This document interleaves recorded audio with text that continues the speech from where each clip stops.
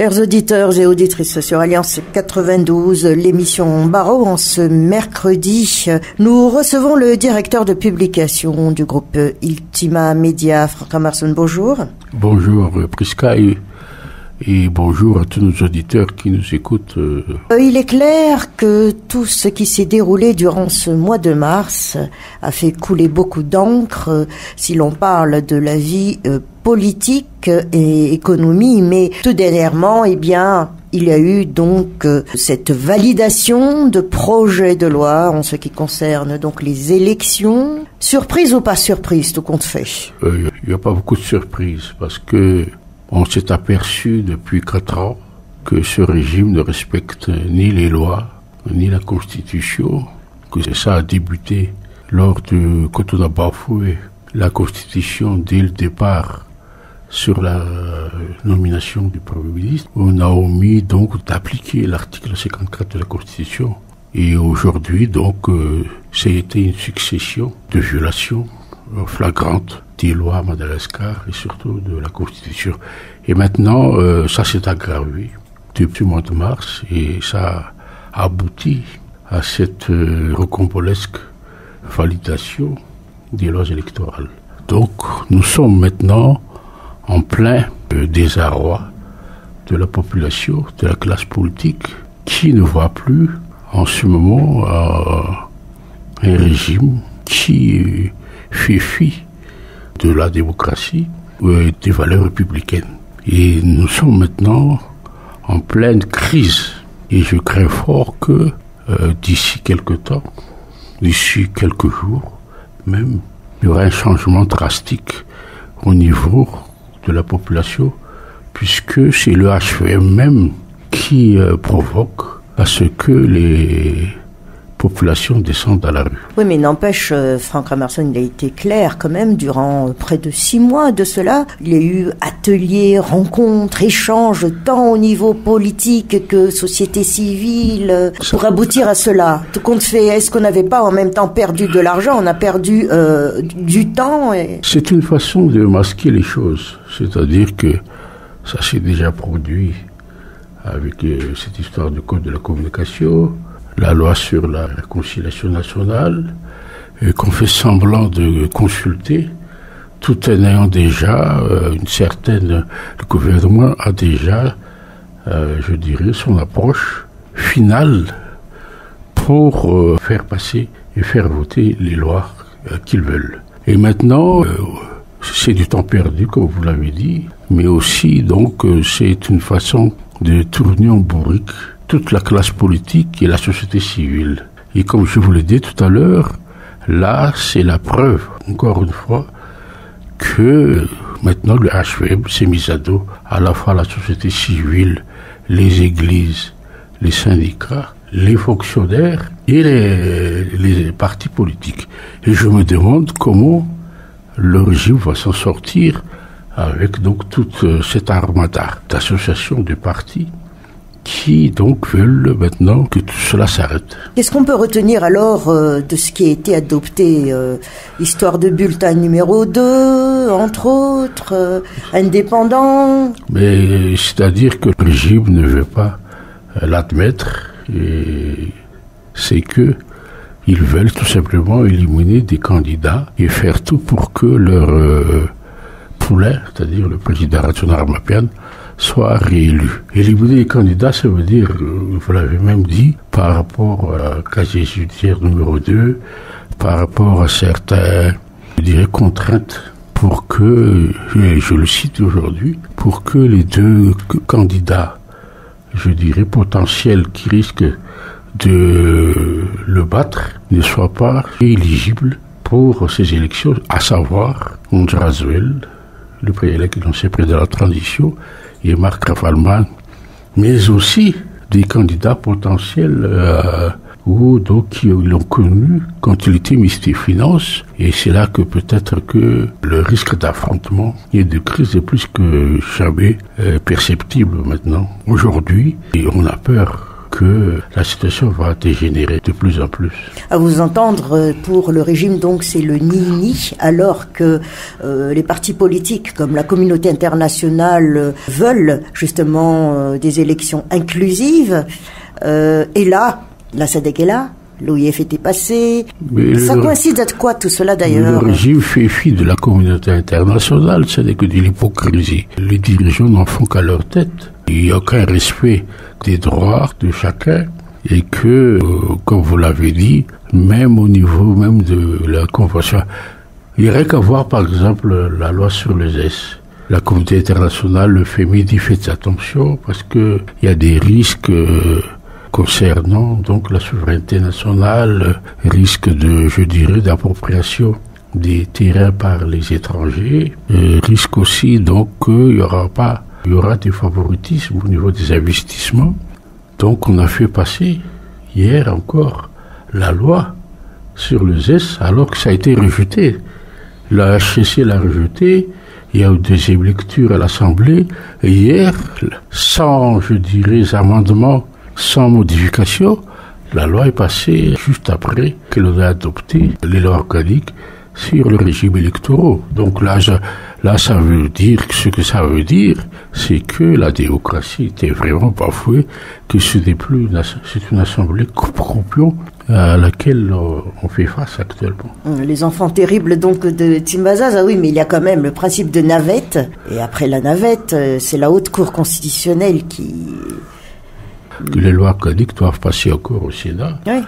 Et que ça, c'est sûr que ça va passer comme une lettre à la poste, puisque le Sénat est la solde du régime, et que, effectivement, je dirais, souhaitons que la HCC, la Haute Cour constitutionnelle, donc, ne valide pas. Mais je suis encore sceptique là-dessus. Toujours de ce mois de mars, beaucoup d'événements, beaucoup d'interdits. Ça porte quoi, ça, au niveau de l'appréhension même d'un simple citoyen? Vous savez, en 2008, la même situation s'est produite. Vous voulez dire que tous ces interdits, ces interdictions, je dirais, de manifester dans tout Madagascar, tous ces, je dirais, ces déplacements, les notables qu'il y a eu, en 2008, juste avant la chute de Marc Ravalman, c'est ce qu'on fait. C'est ce qu'a fait Marc Ravalman, c'est-à-dire dans tout le pays. Chaque manifestation de l'opposition a été matée, réprimée et interdite. Et à la différence que maintenant, que peut-être les chefs de district reçoivent des ordres, c'est vrai, mais nous avons quand même les médias. Les réseaux sociaux qui voient, je dirais, dans tout Madagascar ce qui se passe, qui, je dirais, relate les faits dans tout Madagascar. Et c'est là que le régime peut-être n'a pas bien cerné, c'est que le Malgache n'est pas dupe maintenant de la situation qu'il n'y a pas de démocratie dans ce pays. Donc moi je pense sincèrement que, comme j'ai dit tout à l'heure, avec ce vote qu'il y a eu hier à l'Assemblée nationale, je ne donne pas, je dirais, beaucoup de temps au régime de se remettre. Mais attendez, Franck, là quand même, on pense déposer le dossier au niveau du Bianco. Mais ça, le Bianco, vous savez très bien que c'est un organisme qui est à la solde du régime aussi, bien qu'elle ait fait quelques, je dirais, prises avec des gens du régime, mais des prises quand même des petits poissons comme on dit, mais où les gros, quand on voit que depuis que l'on a, je dirais, une affaire qui s'est passée il y a 15 jours à la chaîne pénale, où on a condamné un ancien directeur général du Trésor, et que maintenant que les employés de cette direction générale commencent à sortir des dossiers, vous croyez que le régime va s'en sortir? Les dirigeants, non. Et que le Bianco, comme vous l'avez dit, est saisi d'un certain nombre de choses. Il ne condamne pas les vrais coupables. Mais moi, je dirais honnêtement que tout ce qu'ont fait les députés Timapa en saisissant le Bianco, ce sera encore peine perdue. Peine perdue, lettre morte, quoi. Voilà. Donc moi, je ne crois plus en rien. Il y a moins qu'il y a une commission internationale qui va réellement enquêter sur les pratiques au sein de l'Assemblée nationale. Les pratiques du régime, je ne dirais pas que ce sont les députés qui sont fautifs, mais c'est celui qui corrompt. Déjà, comme on dit, quand on met en conclave les députés dans un hôtel, que les membres du gouvernement viennent peut-être les convaincre de la justesse de ces lois organiques. Mais où est la séparation de pouvoir? On fait du lobbying, mais pas dans un hôtel. On peut dire à un député, des députés, je dirais, comme on fait en Europe, où un cabinet de lobbying vient les convaincre de voilà les lois, voilà pourquoi c'est bon, c'est pas bon. Mais là, ce sont des membres du gouvernement qui viennent. Et peut-être qu'ils connaissent aussi les faiblesses de nos parlementaires. Ou peut-être, mais je crois que c'est déshonorant de corrompre donc des parlementaires qui sont quand même pas tous avides de cupidité et tout ce qu'on veut. Mais là, nous sommes donc en plein délire de ce qu'on voit dans les pays africains, certains pays africains, où moi je pense que nous, Malgaches, qui croyons que nous étions supérieurs au-dessus de tout cela, je crois que nous sommes au même niveau que certains régimes bananiers. Et la société civile, comment vous la voyez maintenant alors? Peine perdue aussi ou... La société civile, c'est simple. Pour la société civile, vous savez, il y a ce qu'on appelle les organisations champignons. Donc, depuis 3-4 ans, il y a plein d'ONG qui travaillent. Ils travaillent pour qui? C'est comme les partis politiques. Mais cette société civile, donc, elle interpelle le gouvernement, elle interpelle les dirigeants, mais elle n'est pas efficace, d'après ce qu'on voit, puisque voilà, ils sont venus à l'Assemblée plaider, donc, tout ce qu'il faut pour les amendements à faire pour ces lois électorales. Ils interpellent donc sur la violation des droits de l'homme, sur la violation de la laïcité au pays, mais on dirait qu'ils prêchent dans le désert, Mais moi, je pense qu'il est temps qu'ils se ressaisissent.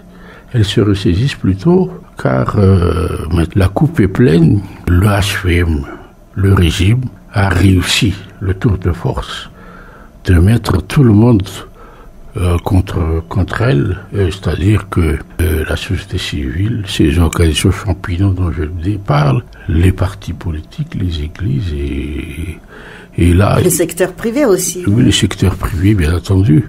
Mais donc là, on assiste à un remake de ce qui s'est passé en 91, lors de la chute de Didier Atir, où donc tout le monde s'est mis en communion pour dire stop.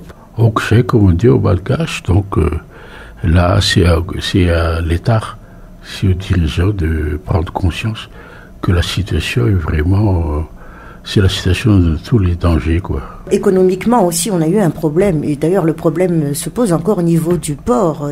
Notre port du côté de Thomas, il y a eu aussi la montée puis la descente du prix de carburant, l'euro qui a atteint son summum de 4 milliards, la sécurité et puis l'action Oxae, tout cela, tout compte fait, c'est dans le vide, quoi. À vous entendre, hein? Non, je ne dis pas à m'entendre, mais à entendre le président de la République, tout se passe comme il dit, qu'il est en train de transformer le pays économiquement, il est en train de, je dirais, construire des infrastructures, alors que sur le plan, je dirais, de la réalité, comme vous l'avez dit, ce n'est que le prolongement de la situation politique, c'est-à-dire de l'inconscience, de l'incompétence. On a vraiment oublié ce que c'est le patriotisme économique. Donc, concernant le port de Tamatave, on voit bien qu'il y a des choses à voir, à améliorer, mais on ne fait rien, on laisse pourrir les choses. Un dimanche, le prix de l'essence, carburant, je dirais, a été 4020 rials, le gazole à 3330, et le lendemain, parce qu'il y a eu des pressions dans les réseaux sociaux, on revient aux prix antérieurs.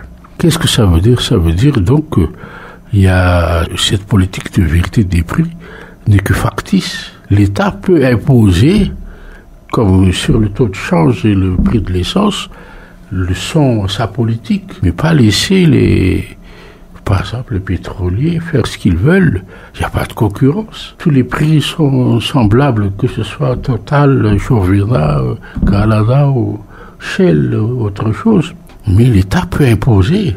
Mais comme nous avons un régime, je dirais, sur ce plan, là, faible, devant la pression des opérateurs étrangers, donc là, on est à la merci.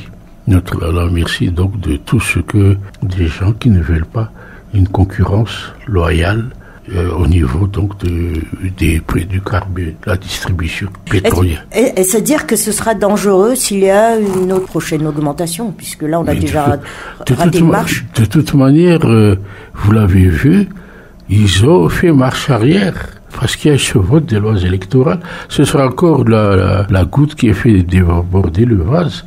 Le fait qu'on fait monter le prix du carburant, et c'est une manière d'envoyer les gens dans la rue.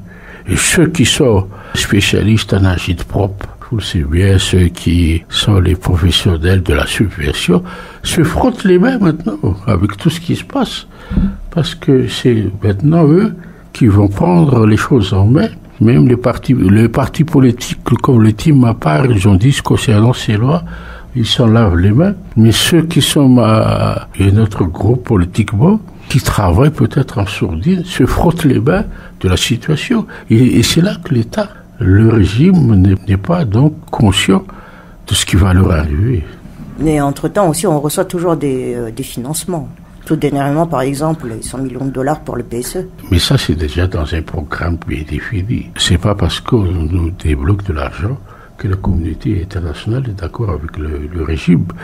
Et elle peut pas faire autrement. C'est un régime qui a été élu, donc légalement. Donc c'est leur devoir d'aider, je dirais, de financer tout ce qui a été fait auparavant. Mais je dis quand même une chose, c'est que ces financements sont insuffisants maintenant. Et que là aussi, on voit bien que quand le président de la République se vante que, voilà, on a fait ceci, mais où sont les efforts des Malgaches pour donc financer l'économie malgache? Est-ce qu'on a, je dirais, favorisé que les Malgaches travaillent pour que on puisse développer ce pays? Non, il n'y a aucun discours en ce sens-là. Donc, si, on a les jardins quand même. Ça, c'est, de toute manière, je dirais, c'est la mesure du régime. C'est que, il n'y a que ça qu'on sait faire. Les jardins, inaugurer tout ce qui est les infrastructures d'eau potable et tout cela, mais où est-ce que ça domine? Est-ce que ça améliore le sort du Malgache? Ben, c'est à vous de voir. Alors, si on revient avant de terminer notre émission, il y aura navette, prise de décision au niveau du Sénat, ça va aller après à la HCC. Bon, on attend le résultat, mais tout compte fait, donc on attend quoi maintenant? La date De toute manière, je pense que on a voulu, bien entendu, il y a la pression de la Communauté internationale de l'Union africaine, l'a dit déjà, quand il y a eu le premier rejet donc de ces lois, je dirais l'ajournement, l'Union africaine a fait pression sur le gouvernement qu'il faut déterminer la date des élections. Peut-être que d'ici, je dirais, puisque ces lois vont passer au Sénat, ça va être peut-être voté de jeudi ou vendredi. Donc, cette semaine. Donc on va s'attendre à que samedi, il y aura une promulgation de loi de la HCC. Et lundi, au plus tard, on aura les dates des élections. Voilà. Merci Franck Emerson. Rappelons, c'était le directeur de publication qui a fait son embarras ce jour sur Alliance 92. À très bientôt. Merci à tous les auditeurs de nous avoir écoutés attentivement.